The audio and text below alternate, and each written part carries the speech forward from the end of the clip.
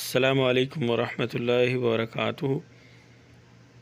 ابان جو ہے اپنے والد سیدنا عثمان رضی اللہ تعالیٰ عنہ سے روایت کرتے ہیں کہ آپ رضی اللہ تعالیٰ عنہ نے بیان فرمایا کہ اللہ کے نبی صلی اللہ علیہ وسلم نے فرمایا کہ جو شخص صبح اور شام تین مرتبہ یہ دعا پڑھے گا تو اسے کوئی چیز یعنی زہریلی چیز نقصان نہیں پہنچا سکتی۔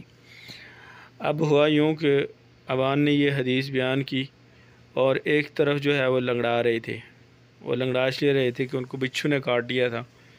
تو جب انہوں نے حدیث بیان کی تو دیکھنے والے نے جو سن رہا تھا اس نے ان کو بڑی حیرت سے ان کی پیر کی طرف دیکھا کہ خود تو یہ حدیث بیان کر رہے ہیں اور خود لنگڑا رہے ہیں۔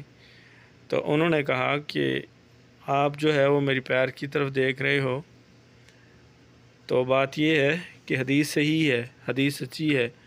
ہوا یوں کہ میں صبح کے وقت یہ دعا پڑھنا بھول گیا اور جس کی وجہ سے کیا ہوا کہ مجھے بچھو نے کاٹ لیا، یعنی تقدیر غالب آئی اور مجھے بچھو نے کاٹ لیا۔ البتہ یہ حدیث صحیح ہے، حدیث کے اندر کوئی شک نہیں ہے۔ بسم اللہ الذی لا یضر مع اسمہ شیء فی الارض ولا فی السماء وهو السمیع العلیم۔ بسم اللہ الذی لا یضر مع اسمہ شیء فی الارض ولا فی السماء وهو السمیع العلیم۔ میں اس اللہ کے نام کے ذریعے سے پناہ مانگتا ہوں کہ جس کے نام کی برکت سے زمین و آسمان کی کوئی چیز نقصان نہیں پہنچا سکتی، اور وہ سننے والا اور جاننے والا ہے۔